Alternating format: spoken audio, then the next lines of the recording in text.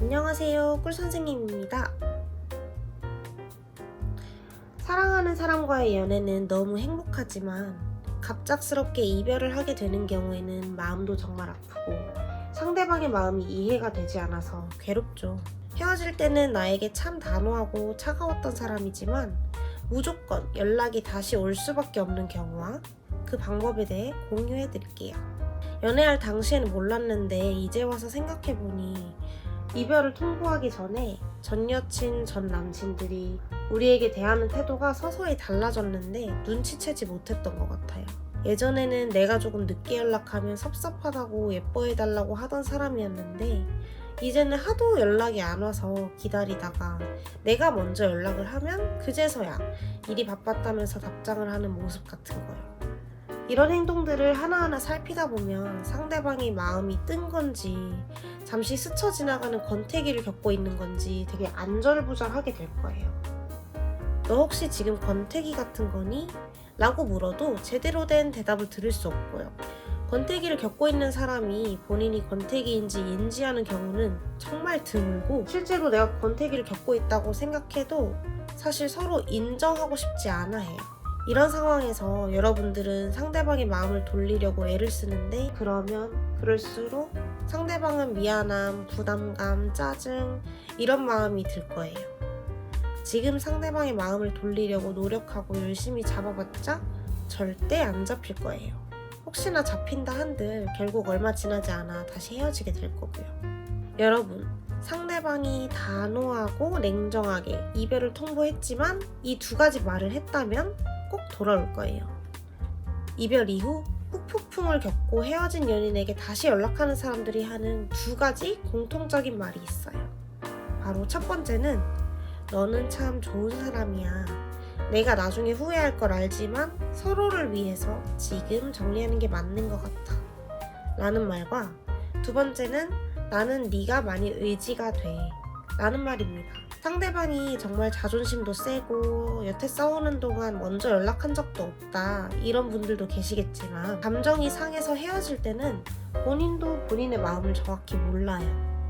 그때는 모진 말을 했던 본인의 모습을 잘 인지하지도 못하고요. 그럼에도 무의식적으로 이 두 가지 말을 했다면 지금 우리가 헤어지는 것을 후회하더라도 그건 내가 감당할 몫이고 이 헤어짐에 대한 책임을 내가 진다 라는 생각으로 한 걸 거예요. 그런 상대방이 여러분과의 이별 이후에 후폭풍의 시간을 겪으면서 여러분에게 확신이 선다면 정말 높은 확률로 연락이 올 거예요. 그리고 사실 더 중요한 건 그 두 가지 말을 했든 안 했든 상대방의 후폭풍 연락을 받을 수 있는 방법이 있어요. 바로 충분한 시간을 주는 겁니다. 지난 연애에서 여러분이 최선을 다했다면 상대방은 크던 작던 후폭풍이 옵니다. 내가 최선을 다해 사랑했는데 왜 연락이 안 올까 하시는 분들, 그런 분들은 아마도 상대방에게 후폭풍이 올 기회, 즉 충분한 시간을 안 주셨을 경우일 거예요. 물론 후폭풍 올 시간을 주고 싶었지만 줄 수 없었던 이유는 바로 이거죠. 시간이 지나면 지날수록 상대방 마음이 정리가 되고 나를 잊고 또 나 없이도 잘 살 것 같고 또 헤어질 때 모습을 생각하면 상대방은 세상 참 단호했고 냉정했기 때문에 절대 먼저 연락 안 올 것 같죠? 그런데 여러분, 이별 앞에서 정말 그 누구도 괜찮을 수 없습니다. 찬 사람 차인 사람 다 힘들어요. 헤어질 때야 상대방이 그랬겠죠. 여러분이 상대방을 붙잡으니까 상대방이 모진 말을 해도 매달리니까 세상 우쭐했을 거예요. 여러분 같은 사람 언제든지 만날 수 있을 것 같다고 처음에는 생각했겠죠. 근데 점점 시간이 흐를수록 참 사람은 똑같이 이별을 겪습니다. 미안한 마음, 그리움, 후회 이런 감정들을 느끼게 되는데 이때 우리는 꼭 상대방이 이런 사람 다시는 못 만나겠다 라는 확신이 설 때까지 충분한 시간을 줘야 해요. 상대방이 그런 확신이 서기 전 애매한 시점에 연락을 해버리면 상대방의 후폭풍은 순식간에 사라지고 다시 여러분에게 느꼈던 부정적인 감정들이 올라옵니다. 상대방에게 충분한 시간을 주면 나에 대한 마음 정리가 되지 않을까 무서워하실 수 있어요. 사실은 헤어질 때 마지막 감정들이 좋지 않았기 때문에 여러분에 대한 부정적인 감정들을 정리할 시간이 필요하고 그래서 오히려 시간이 지나면 지날수록 유리해요. 여러분이 그 사랑에 최선을 다했다면 상대방 기억 속에 우리가 만들었던 흑역사 같은 시간들이 지워지고 그 기억들을 미화시킬 수 있도록 시간을 주셔야 해요.